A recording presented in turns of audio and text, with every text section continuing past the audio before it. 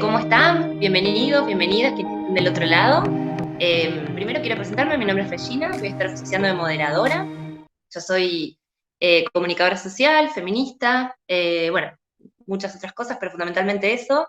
Y quiero agradecerle a mis compañeras en esta actividad, a las becarias e investigadoras del Centro de Investigaciones y Transferencias de UNRWA-FONISET, que fueron quienes me convocaron, porque realmente me parece una actividad sumamente necesaria. Este foro no lo hemos titulado, pero podría titularse Una o varias lecturas de género en tiempos de pandemia, y lo que intenta hacer es abordar este nuevo escenario, que es un escenario de excepción, que nos tiene a todos realmente transitando y quizás no analizando demasiado lo que está ocurriendo, que fue desatado por esta pandemia mundial de coronavirus, de COVID-19, que habría surgido en Asia y ya se ha diseminado por todos los continentes, y puntualmente en Argentina nos encuentra con una cuarentena obligatoria que tiene ya alrededor de un mes, lo que ha generado, numerosas consecuencias. Creo que la más notoria es el receso económico, teniendo en cuenta que venimos arrastrando una crisis económica de varios años, y después un montón de modificaciones profundas en procesos laborales, en procesos educativos, y cuando hablo de procesos laborales me refiero a trabajo adentro de los hogares y afuera de los hogares, y cuando hablo de trabajo afuera de los hogares me refiero a trabajos formales e informales, y puntualmente dentro de los hogares pensemos en lo que son las tareas de cuidado, cómo están distribuidas esas tareas, qué conlleva el confinamiento en términos de vínculos, en términos de violencias, qué ocurre con lo anímico, lo psicológico, quiénes son el soporte y la contención en los hogares, en las familias. Bueno, hay como un montón de aristas, digamos, para analizar, y puntualmente lo que nos interesa hacer, por eso dije una o varias lecturas, es una lectura en clave de género en sus cruces con otras categorías de análisis, como son la raza, la etnia, la clase, e incluso tal vez la religión. Una lectura que viene a aportar las ciencias sociales, por eso mencioné al principio al CIT, Centro de Investigaciones y Transferencias, y a sus becarias e investigadoras, quienes sintieron la necesidad y el compromiso de realizar un abordaje de esta situación. Y puntualmente, y me refería a la cuarentena, pensar en esta medida que se plantea de algún modo como universal, obligatoria, en una sociedad profundamente desigual y heterogénea como la nuestra, ¿no? Entonces un poco este análisis va a apuntar a esos sectores de la población, a cómo afecta a esos sectores más vulnerables de la población. Porque sin dudas esto es algo que nos afecta a todos, sin excepción. Pero el punto es cómo nos afecta, si nos afecta por igual. Bueno, ahí es donde aparece esta lectura con estas variables que mencioné. Esto como para hacer una breve introducción. Antes de presentar a las participantes, quiero contarles que el foro va a estar estructurado en una serie de preguntas, va a haber unas preguntas generales, disparadoras, y una serie de preguntas específicas que aluden a lo que son los ejes de la actividad, que a su vez tienen que ver con los campos de estudio de las investigadoras de las participantes, ¿sí? Y cada presentadora va a tener alrededor de 10 minutos por eje, y después va a haber un intercambio final y un cierre abierto. Las preguntas que disparan este foro, este intercambio que vamos a hacer, son las siguientes. ¿Qué lugar de enunciación estamos teniendo las mujeres en el contexto de la pandemia? ¿Qué cuestiones de género puso de manifiesto el COVID-19? ¿Cómo nos afecta en términos de género el confinamiento? ¿Y qué aportes se pueden realizar desde las ciencias sociales para hacer frente a estos nuevos escenarios? Puntualmente a esta respuesta me voy a quedar acá y voy a presentar a Alejandra Castro. Alejandra es doctora en Ciencias de la Educación, magíster en Políticas y Estrategias del Centro de Estudios Avanzados de la Universidad Nacional de Córdoba, también es profesora y licenciada en Ciencias de la Educación por la Universidad de Córdoba, investigadora en el Centro de Investigaciones María Saleme en diversos proyectos vinculados a políticas educativas, derecho a la escolarización, entre otros. Y bueno, ella forma parte del consejo de este Centro de Investigaciones y Transferencias de CONICET-UNRWA, que está en nuestra ciudad, como representante de la línea de educación, nuevas tecnologías de la comunicación y territorios. La invito a que nos cuente un poco cómo trabaja el CIT, cómo surge esta propuesta y cuál es puntualmente el aporte que se pueden realizar desde las ciencias sociales y especialmente desde el CIT.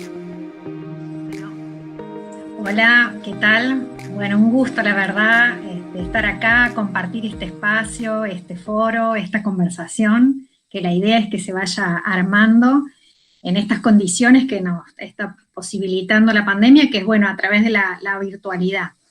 Eh, Primero, no sé, me parece como interesante poder plantear un poco en qué marco institucional se da esto y después quizás retomar las preguntas de qué me parece a mí que pueden aportar las ciencias sociales para este momento tan particular por el que estamos atravesando. Eh, Desde el punto de vista institucional, bueno, esta conversación la enmarcamos dentro de lo que es un espacio público de educación. Por un lado, el CIT Rafaela y también la Universidad Nacional de Rafaela. El CIT Rafaela está vinculado a lo que es CONICET, como bien dijiste, Regina. El CIT es Centro de Investigaciones y Transferencia de Rafaela, que se hace en cooperación entre lo que es CONICET y la Universidad Nacional de Rafaela. Tiene aproximadamente 3 años de vida este centro, y como bien decías vos, tiene como principal objetivo producir conocimiento, aportar recursos humanos de investigación para la zona en particular de influencia de Rafaela y toda la región. Y en ese sentido, hay un área específica que aborda las ciencias sociales dentro de ese centro, que es educación, nuevas tecnologías de la comunicación y territorio.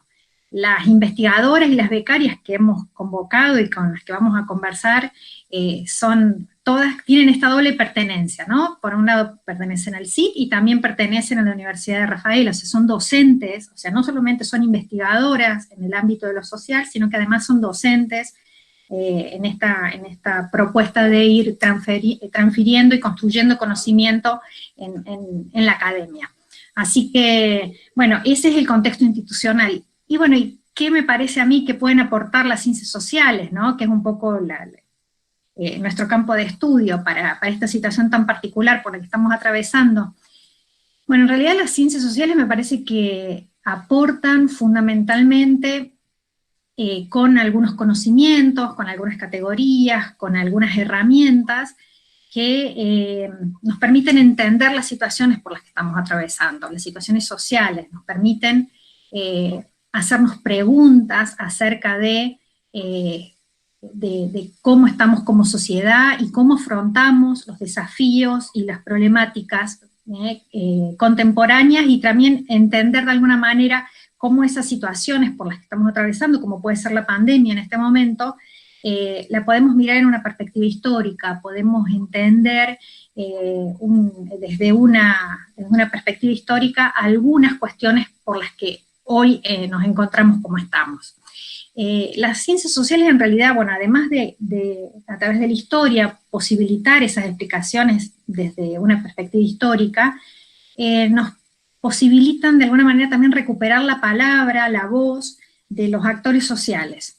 O sea, e intentar una construcción de conocimiento en donde no esté solo la academia o la ciencia aislada, sino también recuperar la mirada, la construcción de sentidos, de significados de los propios afectados o quienes están atravesando las problemáticas. Entonces eso también me parece una cosa como muy importante y es un desafío permanente para la construcción de conocimiento social, el recuperar el sentido, el significado, la voz de los propios actores sociales.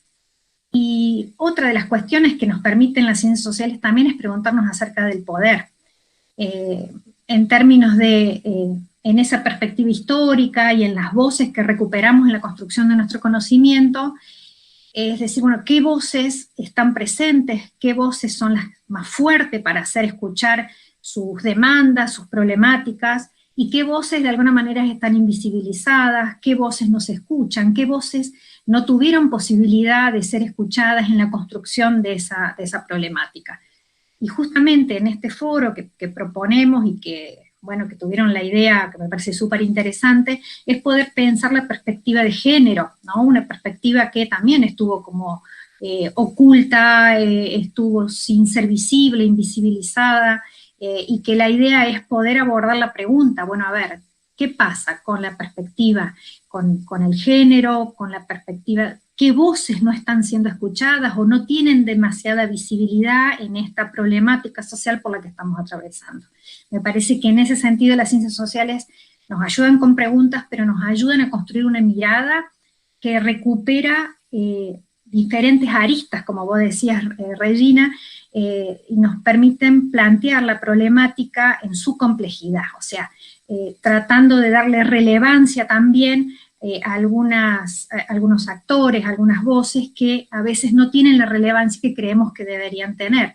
Entonces, en ese sentido, si hablamos de problemáticas sociales, poder pensar diagnósticos, poder pensar un panorama, un mapeo de la situación, que cuando uno después, quienes tengan que dar respuesta o presentar soluciones o propuestas para esas problemáticas, puedan atender también a esa diversidad de voces y aristas. Creo que esa es una contribución, y además en donde recupero esto que decía al principio, la educación pública, ya sea a través de CONICET y de las universidades nacionales, estamos comprometidos en construir de esa manera.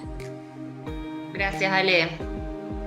Bueno, entonces nos quedamos con las preguntas, recuperamos algunas de las preguntas que hizo Ale, que compartió Alejandra, a quien le agradezco, y vamos a meternos en lo que es el primer eje, que es maternidades y tareas de cuidado, que va a estar a cargo de Leila Pacerino. Leila es comunicadora social por la UNER, doctora en Ciencias Sociales por la Universidad de Buenos Aires, investigadora asistente del CIT. Ella se especializa en problemáticas referidas puntualmente a procesos de salud, enfermedad, atención, cuidado y género. Y además, como comentó Alejandra, ella también es docente de la licenciatura de Educación de la UNRWA. Y la pregunta disparadora puede ser de qué modo esta situación extraordinaria afectó a la ya de por sí desigual distribución de las tareas del cuidado en los hogares. Gracias, Regi, por la presentación y hola a todas. Bueno, quería empezar un poco este conversatorio refiriendo a algo que me permito tomar de una médica paliativista, Graciela Jacob, que refiere que toda pandemia es política. El virus es un bicho biológico, pero esta pandemia es política. Nuestra cotidianeidad, nuestras relaciones, nuestro confinamiento también se encuentra atravesado por una politicidad que el feminismo viene denunciando y visibilizando hace mucho tiempo. Recordemos el lema, lo personal es político. Pero que ahora, sin dudas, en el marco de esta pandemia, de aislamiento social, preventivo y obligatorio, se pone en total evidencia. Así, discusiones de orden histórico, ¿sí?, se actualizan y adquieren otros espacios de indagación. Retomando a las investigadoras Natalia Gherardi, Laura Pautasi y Carla Sivecci, quienes se han ocupado mucho de la cuestión específica del cuidado, si existe un tema que atraviesa todas las áreas y que se constituye en un obstáculo concreto para que las mujeres puedan lograr una situación de igualdad de oportunidades real y sustantiva en un contexto democrático, es la existencia de una división sexual del trabajo, que continúa perpetuando a las mujeres como las principales, y frecuentemente las únicas, encargadas del cuidado y el trabajo reproductivo en el hogar. Esto responde a una estructura patriarcal en la cual aún pertenecemos, lo cual no quiere decir que haya, otro tipo de experiencias, cuidados más equitativos, compañeros y compañeras de crianza más comprometidos. Pero esta estructura patriarcal no siempre es tan explícita y muchas veces también el mandato cultural se internaliza a un punto del cual ni siquiera lo cuestionamos o lo ponemos en duda. Lo emotivo en el cuidado, de hecho, fue aquello que se ordenó como responsabilidad femenina. Es cierto, hay emotividad, hay amor, pero también hay una dimensión económica y de organización familiar, de reproducción social. En 2014, el INDEC publicó una encuesta sobre trabajo no remunerado y uso del tiempo, la cual concluyó que las mujeres destinan en promedio casi 6 horas diarias al trabajo de cuidado no remunerado. Esto incluye tareas domésticas, cuidado de personas dependientes, apoyo escolar, contra las 2 horas que los varones le dedican a tareas de cada día. Aquí también debemos incluir las precondiciones para realizar ciertos cuidados, por ejemplo, la compra de alimentos o la gestión del cuidado, cocinar. Si en tiempos de normalidad, entre comillas, las mujeres realizamos la mayor parte del trabajo doméstico no remunerado, el 76% según esta encuesta, nos sorprende, ¿sí?, que cuando la crisis sanitaria nos repliega al espacio doméstico, la estructura desigual quede en evidencia y se acentúe. El virus puede hacernos creer que todos y todas somos iguales frente a la amenaza. Sin embargo, no recae de la misma manera sobre las personas. Entonces, esta pregunta que desde las ciencias sociales y desde una perspectiva de género nos hacemos es cómo impactan estos cambios propuestos en la vida cotidiana. Particularmente en esta oportunidad me voy a referir a lo que le sucede a las mujeres con empleos formales a cargo de hijas e hijos. Como mencionaba, la cuarentena recrudece entonces una de las caras más duras e invisibles de la desigualdad referida a las tareas de cuidado llevadas a cabo en su mayoría por mujeres. A la jornada no remunerada del hogar se suma en este contexto cierta exigencia laboral que debe ser garantizada, como así también una demanda específica de niños y niñas pequeños y de otros no tan pequeños y pequeñas, pero que también requieren cuidado, atención y contención. Muchas de nosotras, de hecho, necesitamos también de servicios de cuidado, sobre todo de niños y niñas pequeños, para poder llevar adelante nuestras tareas de investigación y docencia. Sin embargo, si hay algo que nos interpela directamente en este contexto, es cómo hacemos para sostener las ocupaciones por adecuarnos a estas nuevas circunstancias, ritmos y exigencias particulares que también se inauguran a causa de transformaciones en las dinámicas de trabajo. Pensemos, por ejemplo, lo que implica transformar nuestras propias tareas docentes a los requerimientos de la virtualidad, ¿no? Entonces, por ejemplo, la propuesta del teletrabajo a partir del uso de plataformas y estas bondades de la virtualidad es una de las que más se ha estimulado a los fines de llevar a cabo estas exigencias laborales. Acompaña esta iniciativa un lema muy poderoso como el "no estamos de vacaciones". Sí, es cierto, y no solo por demandas concretas, sino porque realmente creo que nadie desea vacaciones en un contexto de encierro y confinamiento social. Bueno, retomando, la propuesta del teletrabajo a partir del uso de plataformas y bondades de la virtualidad es una de las que más se ha estimulado a los fines de llevar estas exigencias laborales. Acompaña esta iniciativa un lema muy poderoso como el de "no estamos de vacaciones". Sí, es cierto, y no solo por las demandas concretas, sino porque realmente creo que nadie desea vacaciones en contexto de encierro y confinamiento. Pero más allá de esto, lo que inaugura esta demanda es un contexto hostil para la crianza y el propio trabajo remunerado. De hecho, no abundan las indagaciones en torno a las condiciones de posibilidad de llevar adelante este tipo de trabajo. ¿Es posible sostener los mismos objetivos y términos? ¿Presentan nuestras viviendas espacios posibles para ser llevados a cabo? ¿Es viable pensar en jornadas laborales en hogares en los cuales niños y niñas juegan, piden comida, atención, cuidados? ¿Qué pasa con los hijos e hijas que no van a la escuela? ¿Quién cocina? ¿Quién se ocupa? ¿Quién mantiene la casa hasta que huela a lavandina y alcohol? La tecnología permite el teletrabajo, pero ¿qué hacemos con todos los demás trabajos? Si trabajo remunerado y cuidados, o sea, trabajo no remunerado, ya eran dos tareas en conflicto, imaginémosla ahora en simultáneo. Cuando estamos adentro de nuestras casas, los tiempos de crianza se absolutizan y obstaculizan nuestras posibilidades. Aquí es muy difícil separar los tiempos, los del trabajo, los de la casa, los de los cuidados. Por otro lado, tampoco cuestionamos si al interior de las familias es posible distribuir las tareas. ¿Qué sucede en hogares monoparentales? Y aún con algún compañero o compañera de crianza. ¿Esto puede realizarse? Si las instancias de socialización y cuidado, ¿sí?, si las instancias de socialización y crianza, los mandatos incorporados, han desvinculado a los varones de ser sujetos de cuidado, ¿cómo revertir todo ello en la inmediatez? En otro orden de problemas, el cierre de guarderías, escuelas y colegios. Nos interpelan a su vez respecto a los procesos de enseñanza-aprendizaje que se trasladan ahora también a los hogares. Las tareas deben realizarse y también forma parte de las nuevas demandas. ¿Lo podemos hacer? ¿Bajo qué posibilidades? ¿En qué condiciones? ¿Nos sentimos preparados, preparadas? Entonces, lo que el confinamiento nos pone adelante es que el trabajo de cuidado no se interrumpe, aunque quisiéramos, y la demanda se hace evidente. Por otro lado, lo que se pone en evidencia es cómo la productividad laboral exige continuidad, reforzando esta invisibilidad de lo que suponen los cuidados al interior de los hogares. Entonces, vale la pena preguntarnos, ¿qué cuerpo sostiene la cuarentena? ¿De qué manera? ¿Sí? ¿Qué nuevas exigencias inauguran? ¿Quiénes son las que cuidan? ¿Bajo qué condiciones? ¿Cómo se soporta? La exigencia por la productividad laboral pierde a su vez de vista el contexto de incertidumbre, preocupación y malestar emocional producto del encierro y del confinamiento, y de las exigencias propias de estar en los hogares.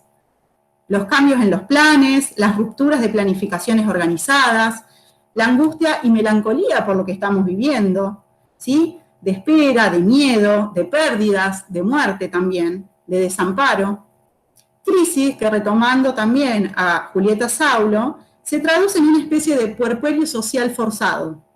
¿Qué características tienen en común la cuarentena y el puerperio? Bueno, la imposibilidad de salir, de sentarse, de disponer de nuestro tiempo y de espacios a solas, por ejemplo, ir al baño cuando tenemos hijos e hijas pequeñas.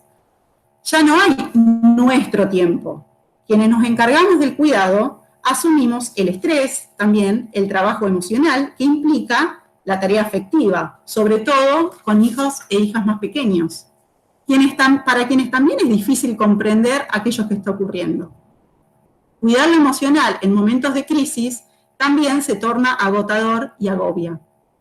Aquí también debemos poner en consideración no solo la carga entonces mental a la que aluden muchas mujeres por la responsabilidad de pensar cómo van a hacer con los cuidados, sino también la dedicación física y energía que requiere.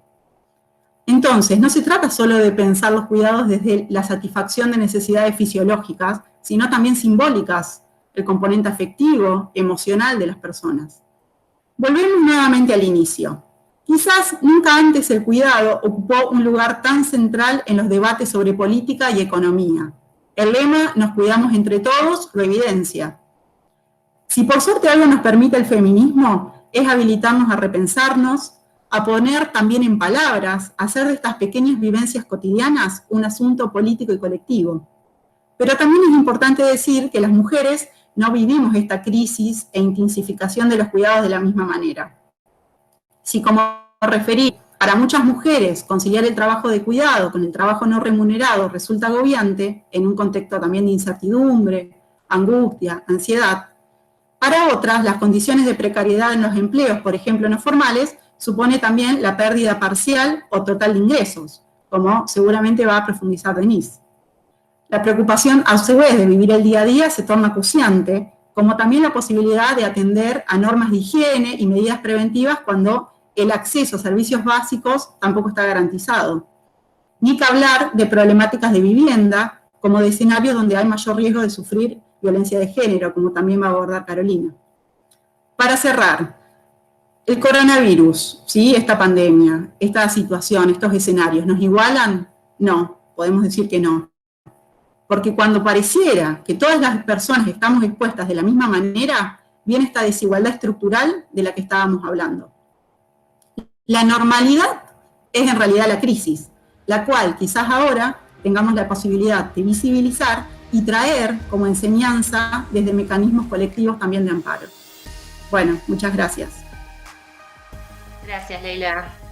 Bueno, me quedo con lo último que dijiste, cómo se vivirán estas realidades en contextos sociales donde es mayor el empobrecimiento, donde están caracterizados por la informalidad, incluso en comunidades migrantes. Y para eso voy a presentar a Denise Enclusen, que es doctora en Antropología por la Universidad de Buenos Aires, licenciada en Comunicación Social por la Universidad Nacional de Córdoba. Ella actualmente se desempeña como becaria postdoctoral en el CIT, y además es docente del Departamento de Cultura, Educación y Conocimientos de UNRAF. Puntualmente en lo que es investigación, trabaja de una perspectiva de género, temas vinculados a migraciones regionales e internas en el área metropolitana de Rafaela.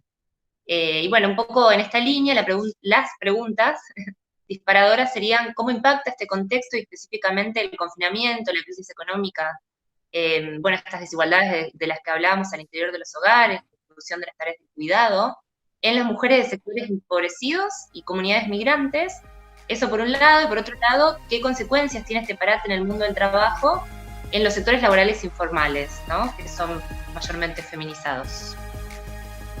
Muchas gracias, Regi, por la presentación. Hola a todas y a todos los que están detrás de la pantalla. Bueno, me quedo también con la pregunta que hacía Ley de esta idea del coronavirus o el COVID-19 si nos iguala, ¿no? Retomo un poco el guante para, bueno, hacer la presentación que tiene que ver con mis temas de investigación y un poco que también me invitaron a reflexionar sobre esta situación. Particularmente los y las migrantes en diferentes partes del mundo se desempeñan en general en trabajos informales. Y esto está muy vinculado generalmente con las condiciones de irregularidad migratoria, es decir, por no tener los papeles, como se dice en la jerga, digamos. O aún teniendo papeles, se continúan desempeñando, digamos, en ocupaciones de baja calificación o en el sector informal de la economía. Si bien en Argentina, en comparación con otros países de la región, hay una situación que podríamos decir más favorable para las migraciones, vinculada fundamentalmente a lo que ha sido la promulgación de la ley de migración en el 2010, en donde se han garantizado, en donde el derecho a la migración se planteó como un derecho humano, y entonces se garantizan algunos derechos vinculados a lo que es el acceso a determinados servicios como la salud y la educación, el acceso a la protección social, el acceso a un empleo, las posibilidades de trabajar en la formalidad. Aún en este contexto, los y las migrantes en Argentina se desempeñan en trabajos informales, ¿no? En los últimos años, y a diferencia, sabemos que Argentina se ha construido como un país receptor de inmigración o de migrantes, puntualmente en lo que fue el siglo pasado, de esta migración italiana y española, y en la actualidad, en las últimas décadas, los flujos migratorios que más han llegado a la Argentina, y fundamentalmente a las grandes urbes de Argentina, Buenos Aires, Córdoba, Rosario, incluso Jujuy y Mendoza, es migración proveniente de los países limítrofes, ¿no? De Bolivia, de Paraguay y también de otros países como Perú. Estos tres grandes flujos son como los flujos migratorios más importantes del último tiempo. Y si bien hay una sobre representación de esta migración, o sea que parecería que esta idea de los 90, de nos invaden los y las migrantes, bueno, la migración en Argentina corresponde a un 3% nomás, es un porcentaje bastante pequeño de lo que es el total de la población.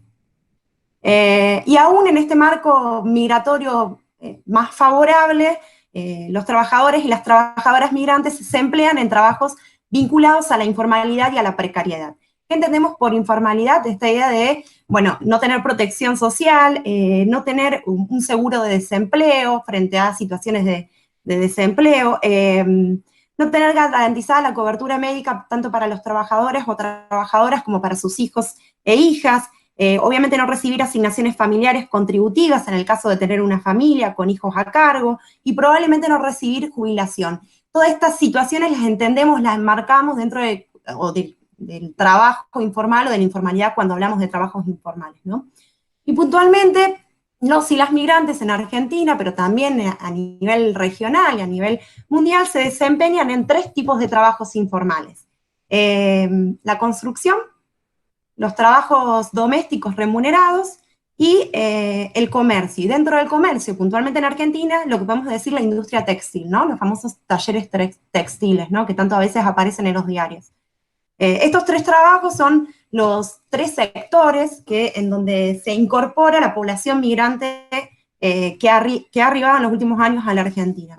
Estos sectores los podríamos caracterizar caracterizar o describir como nichos laborales segmentados en términos de clase, porque son donde no solo donde se incorporan la población migrante o la migración reciente, ni bien arriban a la Argentina, sino también los sectores populares de la Argentina, ¿no? O sea, estos sectores empobrecidos de Argentina también se incorporan a la construcción, al comercio, a los talleres textiles o al trabajo doméstico remunerado.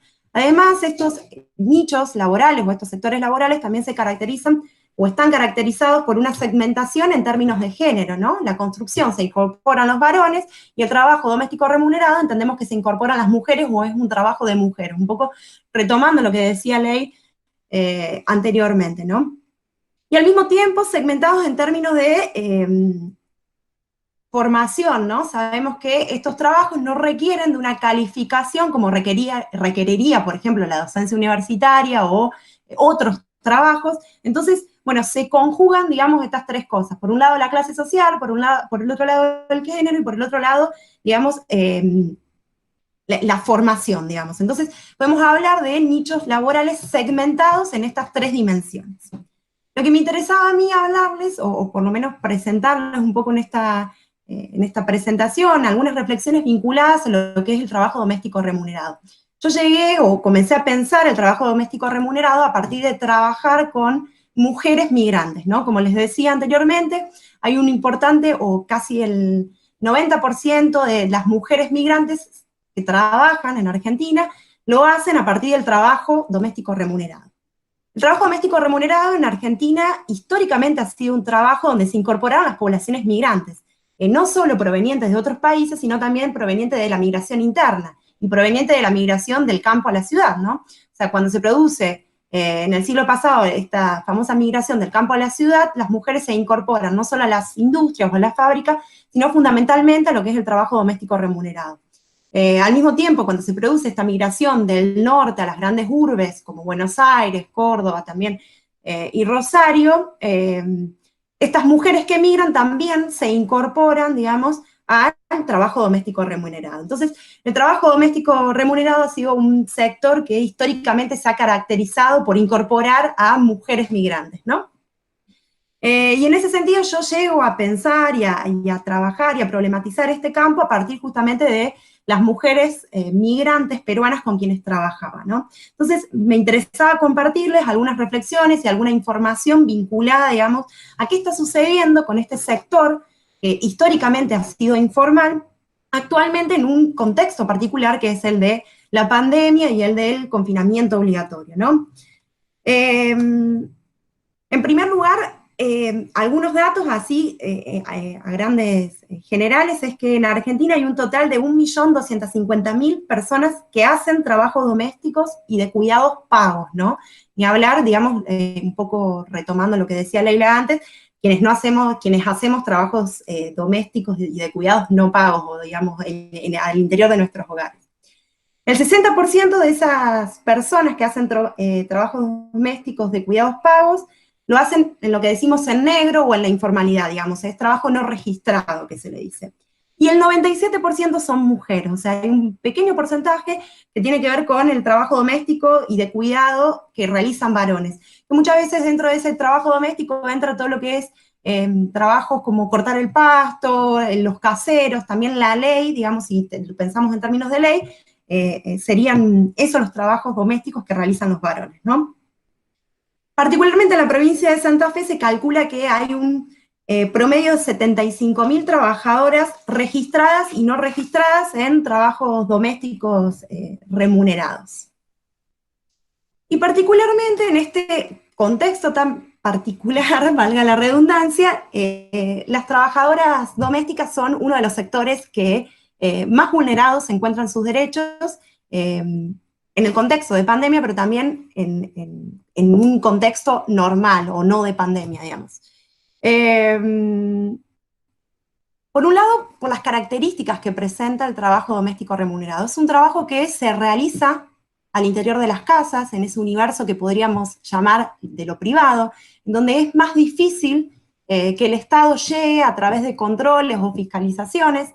Entonces ahí se produce una serie de abusos, de vulneración de derechos laborales, que es difícil tener un registro o es difícil controlar si la trabajadora no denuncia o no manifiesta, digamos, disconformidad frente a esta situación. Por el otro lado, históricamente, y como decía Leila, el trabajo de cuidado y el trabajo doméstico se ha construido sobre la base de la idea del amor, ¿no? O sobre la base de esta idea del cuidado. Entonces, muchas veces lleva a una sobrecarga de tareas para estas trabajadoras domésticas remuneradas, porque se asocia, digamos, a que lo podrían hacer por dedicación, ¿no? Y si pensamos en esta figura también, ¿no? De las cuidadoras o las niñeras, de es como mi madre, es como la tía que me cuida, bueno, en realidad lo que hace es invisibilizar esta idea de que es un trabajo, ¿no? Y que así como podríamos trabajar en una fábrica, en la docencia universitaria, también trabajamos en casas particulares, ¿no? Al mismo tiempo, también otra de las características que tiene este trabajo puntualmente es que el trato se da entre empleador o empleadora y empleada, digamos, y trabajadora. Eso hace que las negociaciones sean, de alguna manera, cuerpo a cuerpo, ¿no? Entre persona y persona. Y acá se presentan relaciones de poder, ¿no? O sea, si en nuestros trabajos cotidianos que trabajamos muchas veces de manera colectiva y tenemos cierta identidad colectiva, como podríamos decir las docentes o los docentes universitarios, bueno, en el trabajo doméstico lo que sucede es que son personas que están solas en las casas frente a su empleador o empleadora, perdón. Y en ese sentido, entonces, los vínculos, las relaciones son mucho más vulnerables.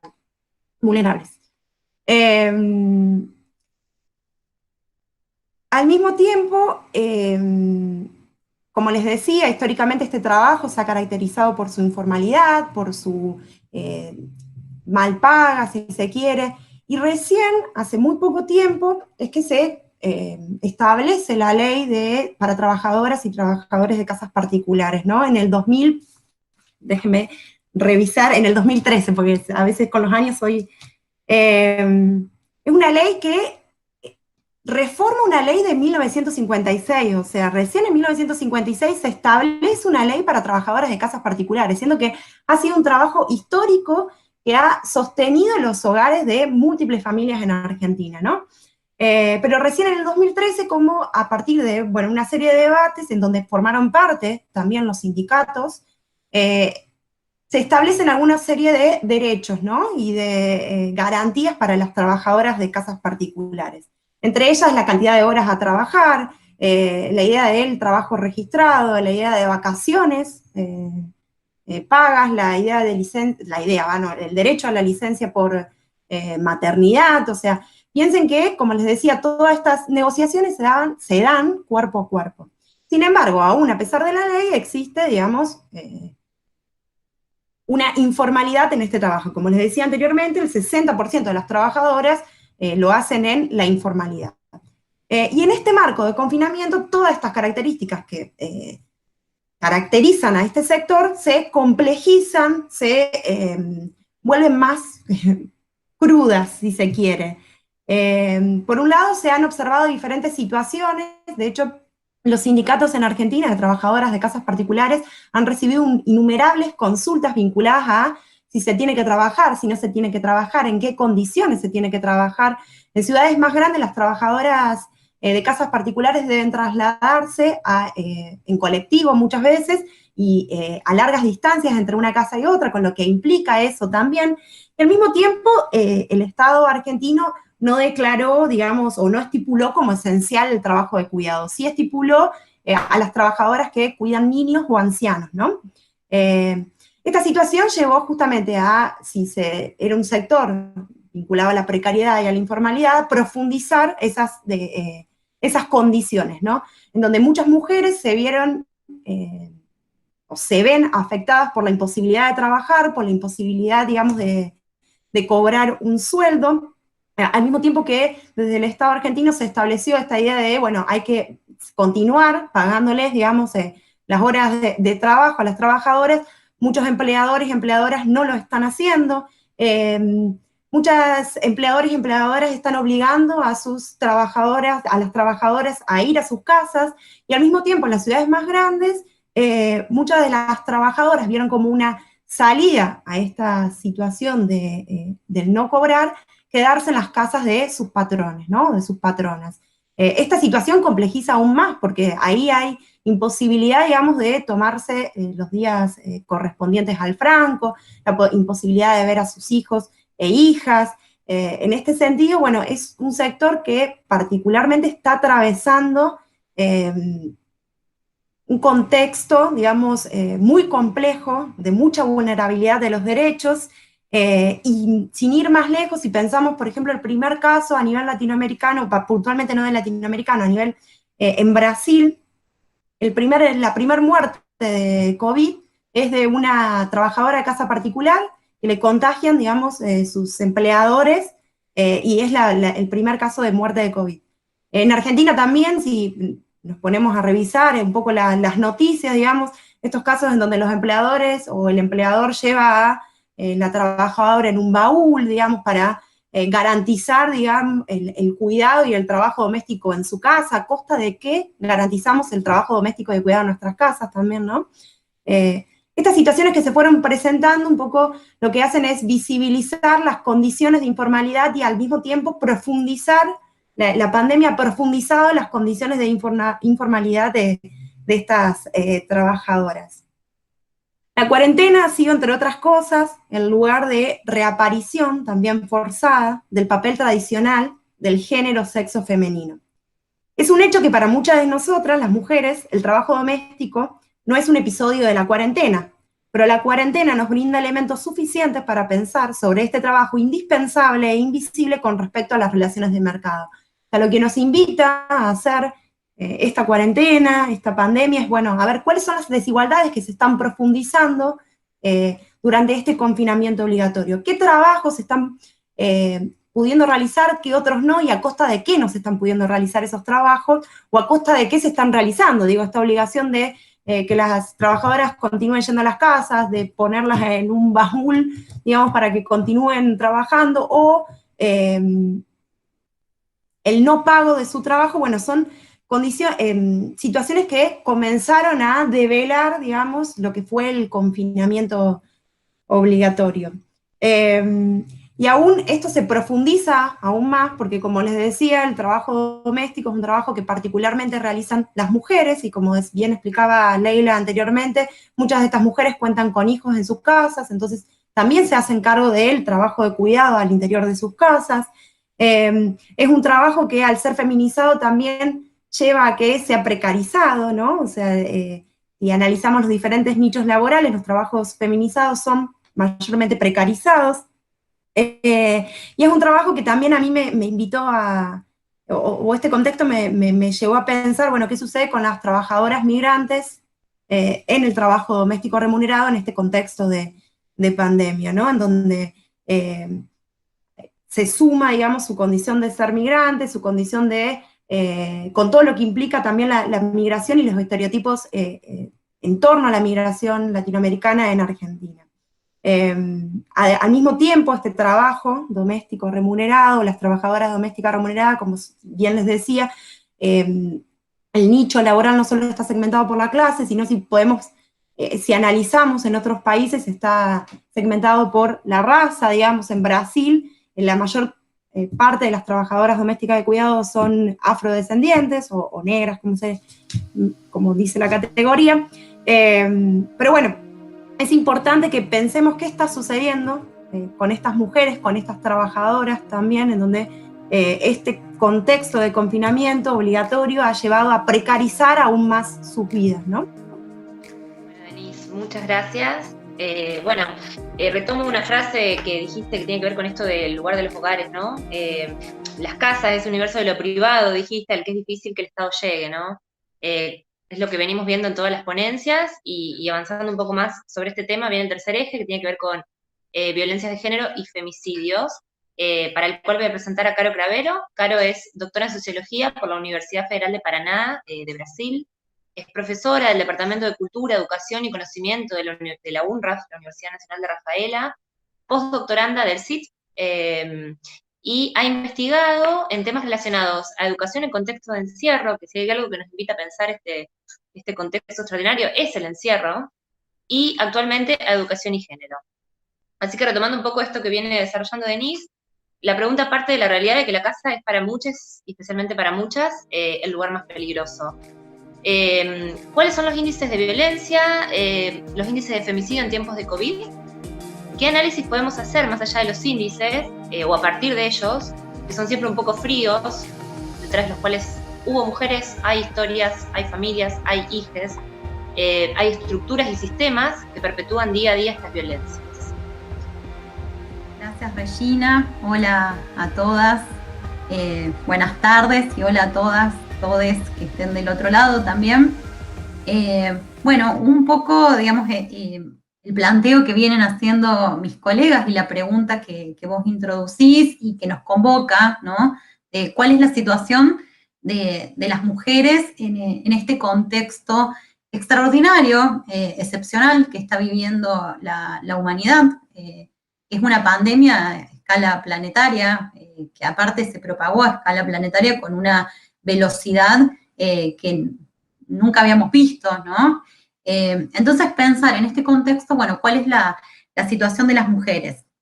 Y particularmente, como Regina mencionaba, por el hecho de haber realizado investigación sobre educación en contextos de encierro y haber indagado sobre el encierro forzoso durante mucho tiempo, desde que empezó, digamos, el aislamiento, desde que empezó la cuarentena, resuena en mí una obra clásica, diría yo, de los feminismos latinoamericanos y de los estudios de género en América Latina, que precisamente se llama Los cautiverios de las mujeres, que es un estudio, una investigación muy exhaustiva y muy amplia, muy analítica de Marcela Lagarde, una antropóloga mexicana, una de las referentas en los estudios de género en América Latina, que ya tiene varios años. Esta obra ha sido una investigación que ella realizó indagando sobre los encierros más forzosos, como pueden ser las prisiones o los neuropsiquiátricos, donde pueden estar confinadas las mujeres, hasta los encierros más, entre muchas comillas, elegidos, como pueden ser, por ejemplo, aquellas que deciden entregar su vocación a Dios y entran a un monasterio para ser monjas, o lo que ella llama las madres esposas, y construye esa categoría de madres esposas para dar un poco de cuenta de todo esto que venían mencionando muy bien tanto Leila como Denise, que están relacionados con las tareas de cuidado y las tareas domésticas. ¿Por qué resonaba en mí esto? Porque Marcela Lagarde construye una categoría de análisis maravillosa, maravillosa en el sentido de la capacidad explicativa y analítica, valga la redundancia que tiene, que es la de cautiverio. Y dice que todas las mujeres estamos cautivas en las sociedades patriarcales en las que vivimos. Es decir, nosotras habitamos cotidianamente y permanentemente un cautiverio que es el hecho cultural, digamos, simbólicamente el cautiverio es la síntesis o es el hecho cultural de la experiencia de vida que tienen las mujeres en las sociedades patriarcales. Es decir, que todas estamos cautivas, de alguna manera. Estamos cautivas de lo que nos pone el patriarcado como deberes, como obligaciones, como atribuciones de roles. El de madres esposas es quizás el cautiverio más universal, si se me permite el término, porque es muy interesante el estudio, la investigación de Lagarde, porque explica cómo la madre esposa es una atribución que se le hace a las mujeres por el hecho de ser mujeres. No necesariamente se tiene que ser madre o estar casada o estar en una situación conyugal para ser una madre esposa, sino que es una atribución patriarcal por el hecho de haber nacido mujeres o por haber sido decodificadas socialmente como mujeres. Y esto lleva a que las mujeres en sus experiencias vitales maternalicen todas las relaciones sociales o haya, digamos, una relación de conyugalidad en la mayoría de las relaciones sociales o laborales sin necesariamente haber pasado por un ritual o una institución o tener una relación erótica con alguien. Y esto es lo que está, digamos, en las bases teóricas y analíticas, digamos, de todo esto que después significa la feminización de determinados trabajos y por lo tanto la precarización, como bien explicaba Denise, de determinados trabajos por su condición de feminización. Digamos, la base de todo eso está en esta, de alguna forma, matriarcalización de las relaciones sociales, ¿sí? Donde las mujeres somos madres sin necesariamente haber tenido hijos, sino que maternalizamos todos los vínculos y esta maternalización está dada por la dependencia vital en la que hemos sido construidas en ese cautiverio simbólico que habitamos, que es la de ser para otros. Somos construidas como un ser que tiene que completarse en su ser para otro. Y de allí deviene, digamos, toda esta situación previa a la pandemia. O sea que con toda esta carga llegamos además a una situación de encierro forzoso dado por un contexto excepcional, que es la presencia de un virus, el COVID-19, que es un virus que tiene una cierta letalidad importante, y que por otro lado es muy contagioso. Entonces ha llevado que áreas y las políticas, digamos, sí, de defensa de la vida frente a esta amenaza que es el COVID-19, tengan que ver con el aislamiento, que en Argentina se ha denominado aislamiento social preventivo y obligatorio. Entonces nos encontramos en un mundo que ya de por sí es, digamos, hostil, en una sociedad patriarcal que ya de por sí es hostil para las mujeres. Que además, ahí se incorporan una serie de categorías para ver esas diversidades de las cuales hablaban mis colegas, donde entran a jugar las clases sociales, los componentes étnicos raciales, nacionales, las experiencias migratorias y demás, donde hay una diversidad de mujeres que hacen que se viva esas opresiones patriarcales de diferentes maneras, que se experimenten esas opresiones patriarcales de diferentes maneras. Si a eso le sumamos el encierro forzoso en un contexto donde además la violencia de género ha sido considerada por la mayoría de los estados a través de los organismos internacionales como la ONU, una pandemia previa a esta pandemia, estamos en una situación de extrema vulnerabilidad para aquellas mujeres que se encuentran viviendo un aislamiento social con hombres violentos, golpeadores o con sus abusadores. O sea, el encierro de alguna manera potencia la violencia y aumenta exponencialmente el riesgo de vida para aquellas mujeres que sufren violencia de género, específicamente, o en este caso, una de las expresiones más, o sea, aumenta la posibilidad de una de las expresiones más cruel de la violencia de género, que es el femicidio. Hay dos expresiones sumamente cruentas de la violencia de género. Ustedes saben, el marco normativo tipifica las violencias de acuerdo a las modalidades, que son los ámbitos donde las violencias de género suceden, que puede ser violencia de género en el ámbito laboral, en el ámbito doméstico, y después los tipos de violencia de género como la violencia física, la violencia simbólica, la violencia mediática y la violencia física, la violencia sexual. Digamos, la expresión cruenta y extrema de la violencia sexual es la violación, y la expresión extrema y cruenta de la violencia de género física es el femicidio.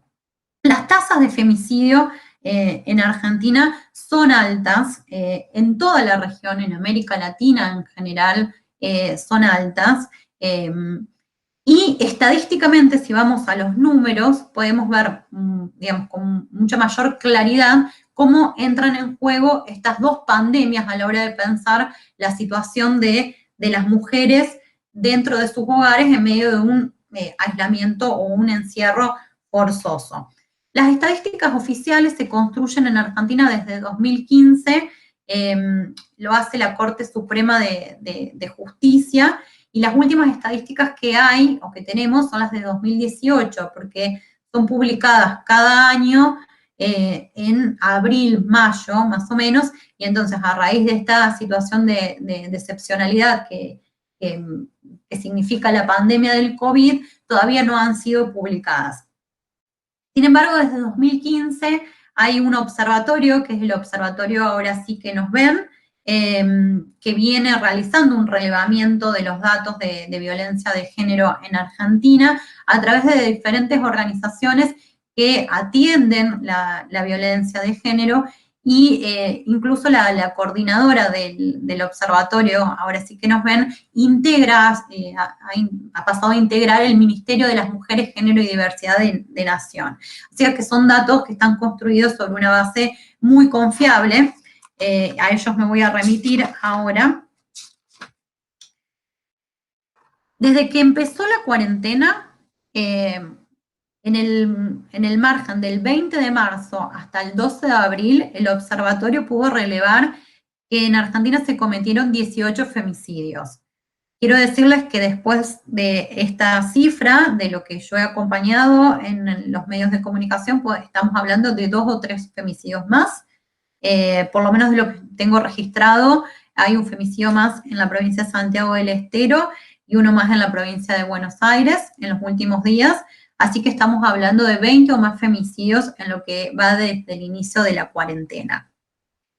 El dato aquí muy relevante es que más del 70%, el 72% de estos crímenes ocurrieron en la vivienda de la víctima.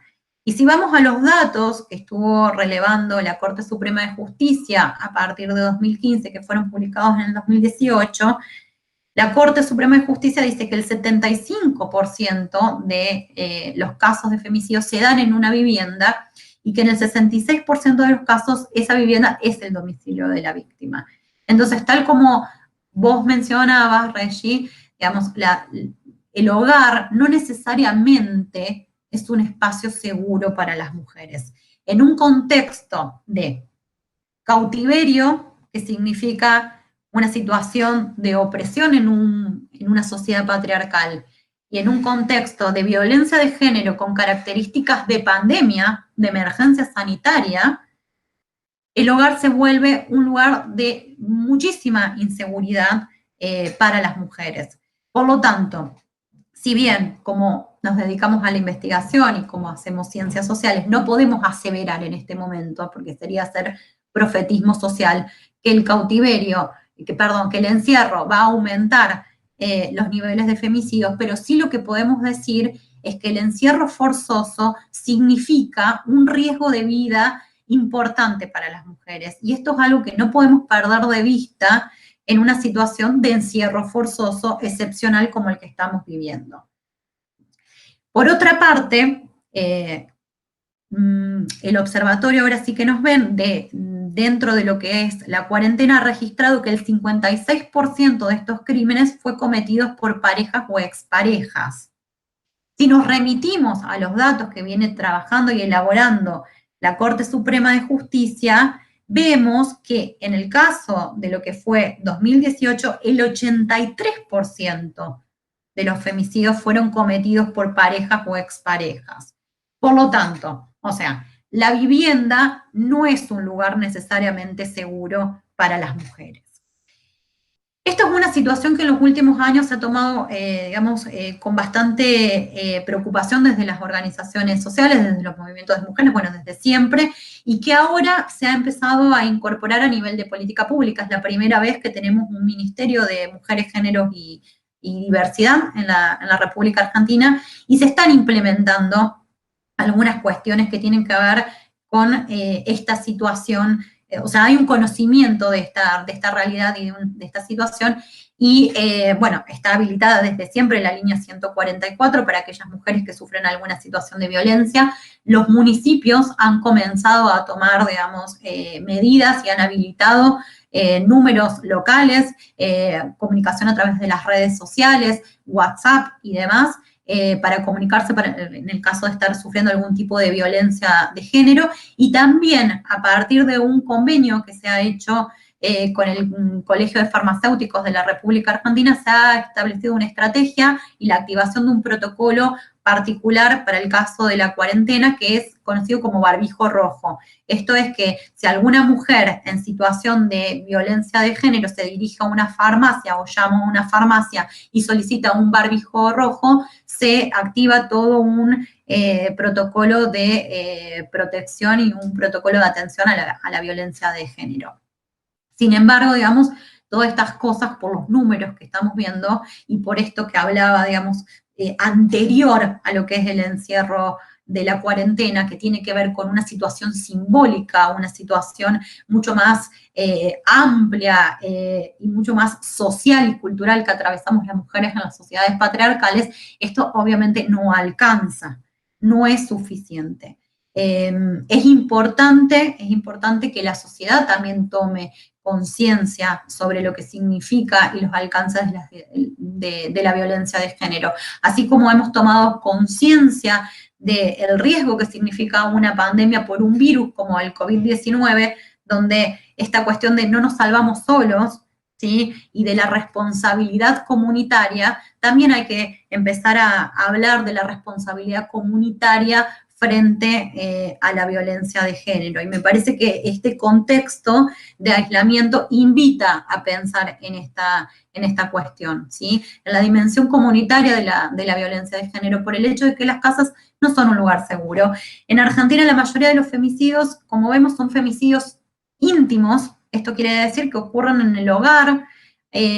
La mayoría de los países así, hay diferentes casos. Por ejemplo, el caso de Ciudad Juárez, eran femicidios que ocurrían en la vía pública y fue, digamos, a partir de ahí que se empezó a conceptualizar y ahí desde los estudios de género se han desarrollado excelentes trabajos sobre el caso de Juárez, pero la realidad que marcan los datos y las estadísticas en Argentina es que lo que se da son femicidios íntimos al interior de los hogares. Entonces, bueno, un poco, digamos, yo quería colocar la reflexión en este punto, en cómo el encierro significa un riesgo potencial para aquellas mujeres que están siendo víctimas de violencia de género. Y si bien no sabemos todavía si van a aumentar o no el número de femicidios, algo que sabremos después de la cuarentena, cuando salgamos paulatinamente de esta cuarentena, cuando se haga el relevamiento, sí me parece que hay que empezar a tomar conciencia de la responsabilidad comunitaria frente a este problema de salud pública y empezar a entender la violencia de género como un problema de salud pública, porque hay personas que están perdiendo la vida, hay mujeres que están perdiendo la vida, y hay niños que se están quedando huérfanos. De lo que ha registrado el observatorio, ahora sí que nos ven, 93 niños, niñas, en lo que van de este periodo del año, han perdido a sus madres. Entonces también está la cuestión de las infancias ahí, con todas sus características de vulnerabilidad que están soportando una cuarentena, un encierro en estas condiciones. Bueno, eso era un poco lo que yo quería invitarles a reflexionar y quería colocar en este intercambio virtual. Claro, que nos quedamos acá con esta idea de la violencia de género como una pandemia, ¿no? Una pandemia mundial y también a nivel nacional. Y la pregunta de cuándo vamos a abordar con la misma celeridad, con la misma seriedad esta pandemia que como vos bien dijiste, una problemática de salud pública. A partir de ahora tenemos una instancia de alrededor de 5 minutos para el intercambio, así que pueden activar todos sus micrófonos y podemos hacer intercambiar preguntas o hacer comentarios del resto de las exposiciones antes del cierre. Yo puedo tirar, tengo un montón de cosas anotadas, puedo ir haciendo un cierre que va a ser abierto, igual, justamente la idea es dejar inquietudes en quienes nos miren y incluso poder despertar la reflexión, el análisis y también la retroalimentación. La idea es poder dejar algún mail de contacto como para que esto pueda continuar y quién sabe tener otras instancias más allá de este escenario extraordinario. Sí, a mí, digamos, algo que me invitó a pensar de la exposición de mis colegas era esto de, bueno, ¿cuáles son los cuerpos, las cuerpas que están sosteniendo la cuarentena? Y pensarlo en términos de violencia o de violencia de género, aun cuando no necesariamente se llega a su expresión más cruel, que es el femicidio, digamos, ¿qué va a ser de esas subjetividades? Siempre, digamos, el cuerpo está en relación a una construcción subjetiva de la experiencia en el mundo. ¿Qué va a ser de esas subjetividades que están transitando la experiencia de la violencia en un encierro forzoso? O sea, es una pregunta que va, como así cuando nos preguntamos más desde el sentido común, ¿cómo vamos a salir de esto? ¿Cómo vamos a quedar después de esto? Bueno, me pregunto, ¿cómo van a quedar esas mujeres, esas subjetividades, esos cuerpos y esas infancias que están acompañando también esas situaciones después de la experiencia de violencia en un encierro forzoso? Es una pregunta que me queda dando vueltas. No sé si alguna de las chicas que hizo las exposiciones más referidas a lo que fue la realidad en los hogares quiere retomar esto. Hablo yo. Yo me quedé pensando también en dos cosas. Por un lado, un poco esta idea, o sea, no sabemos qué va a pasar después de esta cuarentena, después de este encierro, de este cautiverio. Y la idea un poco con este conversatorio era, digamos, como bien dijo Caro anteriormente, era reflexionar, bueno, de qué manera se están incrementando determinadas desigualdades estructurales, como dijo Leila o Reyes en un comienzo, no me acuerdo, cómo se están profundizando en este contexto particular. O sea, porque evidentemente hay desigualdades estructurales que se están profundizando y que muchas veces, y se están visibilizando también, ¿no? Esta idea de, como contaba yo, este trabajo doméstico remunerado que deja de ser remunerado, este trabajo de cuidado que estamos acostumbradas a hacer en nuestras casas, cómo se incrementa, digo, la cuarentena y el aislamiento está incrementando esas desigualdades y también se están visibilizando. Entonces, me parece que también como cientistas sociales, bueno, nos va a quedar después ver qué sucede con esas subjetividades, como bien decía Caro, y con estas mujeres que están transitando toda esta profundización de esas desigualdades, ¿no? Acompaño un poco, digamos, los cuestionamientos que hacen Caro, que hace Denise, y también yo me quedaba, digamos, pensando en cómo, digamos, aún en estos contextos, este ideal de productividad, digo, sigue operando tan fuertemente, digamos, sobre los cuerpos, retomando un poco esta idea, y digamos, y cómo también eso se materializa, digamos, en las exigencias, y también en la salud mental de las mujeres, digo, sin llegar a, bueno, a una instancia, así como dijo, como expuso tan bien Caro, de violencia, digo, también, digamos, cómo esto participa en las subjetividades de las mujeres, desde la salud mental, que supone sostener no solo, digamos, emocionalmente a una misma, sino también a todo un entorno,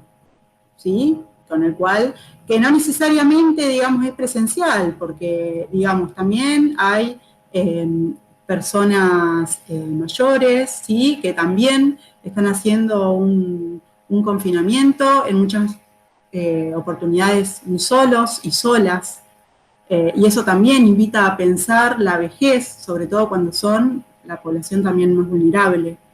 Entonces, me parece que esto también nos abre la pregunta, bueno, de cómo pensarnos en términos de una subjetividad social también, cómo nos interpela, digamos que consecuencias no solamente tiene a futuro, sino ahora, digamos, cuáles son los imperativos que también siguen operando, no solo digo como sujetos o sujetas de trabajo, sino, bueno, como sujetas madres, digo, todas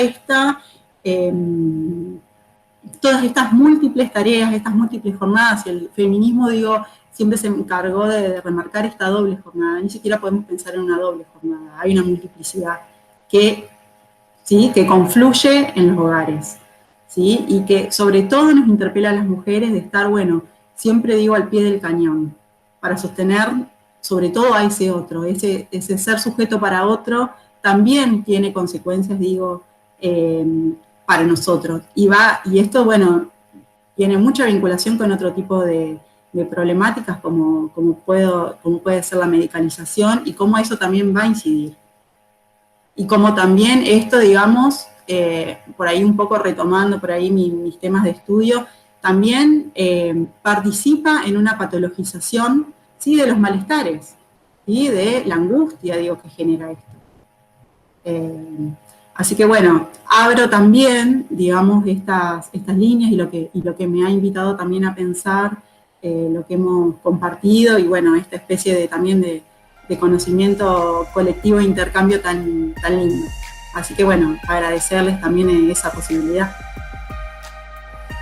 Me parece la pregunta, y igual lo planteo en términos de pregunta, si esta crisis mundial producida por la pandemia ha puesto, voy a reiterar, en crisis al sistema capitalista, y lo pongo en términos de pregunta igual, si será capaz de poner en crisis al sistema patriarcal, ¿no? Si lo está haciendo, o si vemos que tiene potencialidad de ponerlo en crisis y ojalá de transformarlo. Sí, quisiera hacer un comentario también recuperando un poco estas preguntas que me parecen como súper interesantes.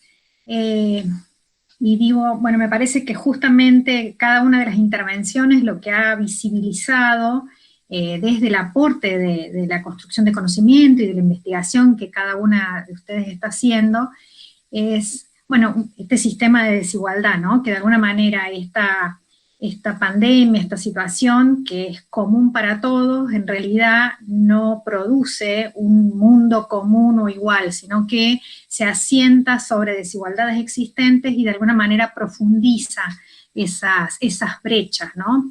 Y en ese sentido yo me preguntaba, bueno, digo, asociado a todo un sistema, ¿no?